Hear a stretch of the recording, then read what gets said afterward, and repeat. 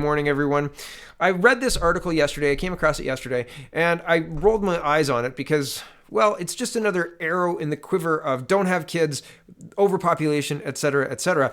But I want to point out something. I'm not going to read through this whole article because, well, they're massaging the data to say what they want to say, which is what they usually do. But I want to point this out specifically. It says the birth rate in Canada is 1.5, and I've done in-depth reports on the birth rate in Canada. We're well below even the Great Depression birth rates, right? And that's largely due to the birth control pill being introduced in the late 60s, but that's another story altogether, and one I've already done. But we're at 1.5. China, after having a one-child policy, lifted in 2015, but instituted in 1979, lifted in 2015, their birth rate is 1.7. China has a higher birth rate than Canada? That seems insane. That seems wild, right? And here's the other thing I wanted to highlight from this article. It says the issue of CO2 emissions. Okay, it says once more, a larger population doesn't necessarily produce more CO2 emissions, at least not on a per capita basis. Okay, pause. Yes, a larger population does produce more CO2 emissions. Per capita is per person. So how they're breaking this down is they're saying in China, the per person CO2 rates are going down. So they're doing really well with their CO2. And in Canada, the per capita, per person rate isn't going down. And the reason for that is winter doesn't go away. A lot of Canadians live in a place where they have to use gas or oil to heat their homes. Or gas or oil to use to generate electricity to heat their homes, right?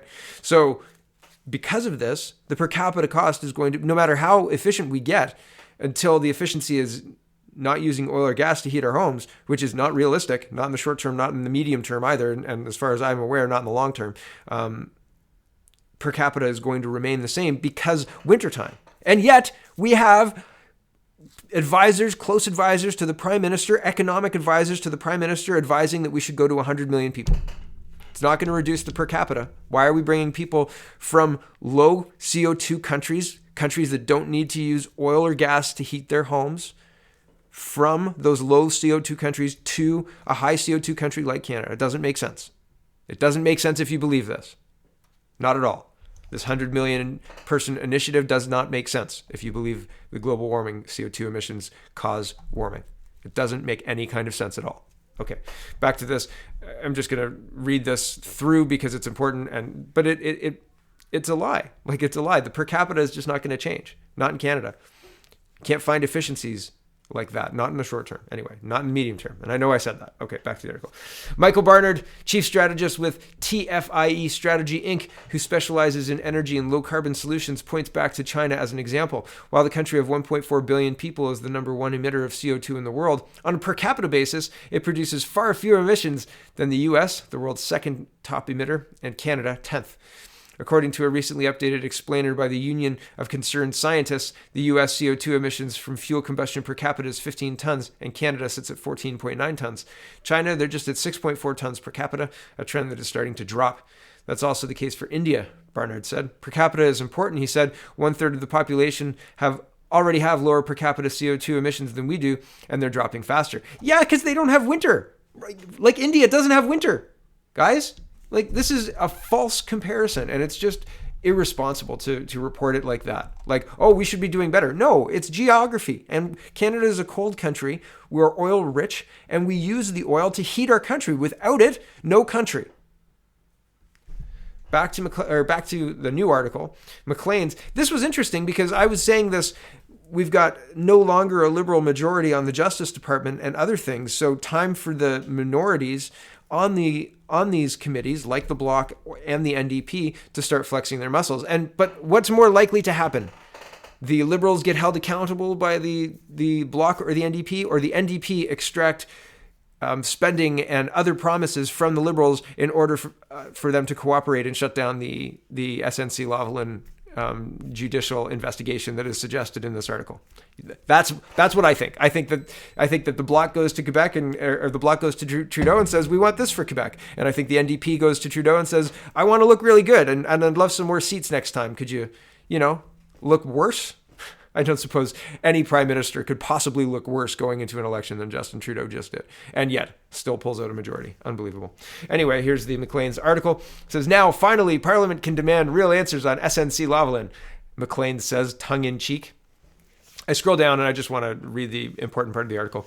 To inject some humility into Trudeau's proceedings, the NDP and indeed any party in Parliament should insist on one thing as a condition of their support in the government's inaugural throne speech, a judicial inquiry into the SNC Lavalin affair. It might have been Scheer's idea on the campaign trail, but it should become everyone's policy now. An inquiry wouldn't, despite the inevitable Liberal criticisms, be an act of sour grapes. It would be a necessary corrective to the secrecy the Prime Minister continues to enforce on a matter in which he claims he's done nothing wrong. Trudeau cannot be allowed govern with a cloud of potential illegality over his head. And so, Prime Minister, it's time to walk the walk. Now that you're safely back in the saddle-ish, Canadians deserve to know the full story on SNC Lavalin. Lest we forget, the Prime Minister hasn't been truthful on SNC, not once. First, Trudeau derided the original Globe and Mail story as false. Then top advisors were sent to a parliamentary committee to spin a story the ethics commissioner later found contained significant flaws, when he conducted his damning investigation. We also know the ethics commissioner didn't have access to all of the people he wanted to speak with to elucidate the truth. The RCMP then ran into the same wall of silence on the eve of the election. And despite her win, Wilson-Raybould remains gagged. What is Trudeau so desperate to hide? It's time to find out. And I scroll down a little bit. And if Trudeau doesn't want to cooperate, there's another silver lining. The government no longer controls the Justice or Ethics committees in Parliament. An investigation is there to be had. Yes, unless you're playing politics, in which everyone involved is. And that's how this works. So it's going to just be frustrating. Remember Mark Norman? The hottest trial since, never happened. Right? Remember the allegations at West Point Grey Academy? Yeah, right. What allegations? No, nothing to see here. And Rebel Media, you come in and we're gonna relitigate the debate access.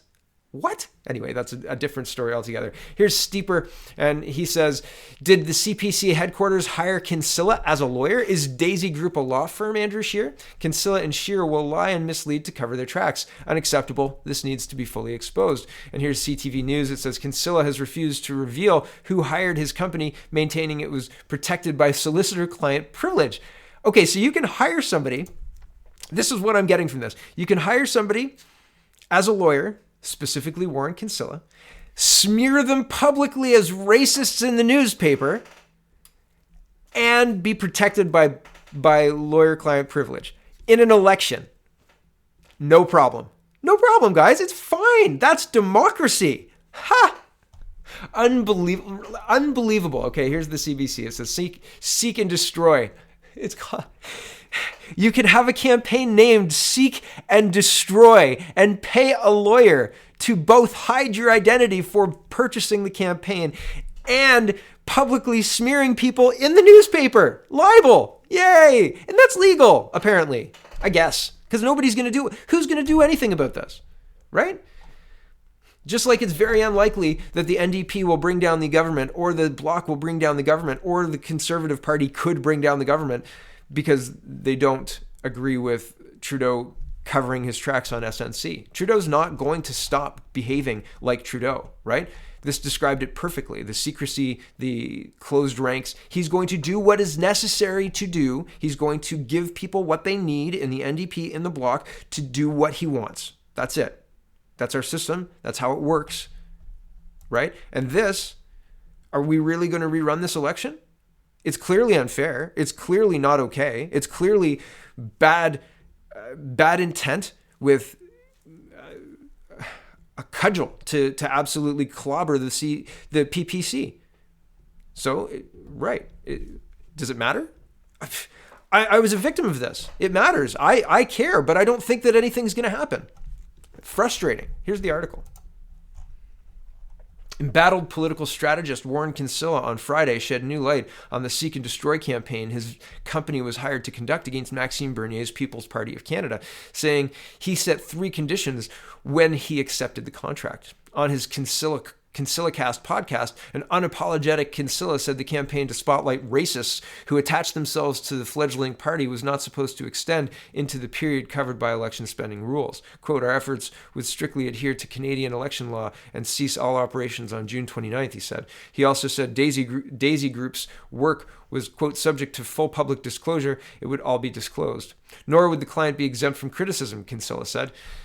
He said that he would criticize the client for racism himself. Yeah, you've gotta cloud the like if you only attack one party and you don't call the rest out on quote unquote racism, right? It looks very obvious. So he's calling out everyone. BS. Warren. Okay, back to this. However, Kinsella has refused to reveal who hired his company, maintaining that it was protected by solicitor-client privilege.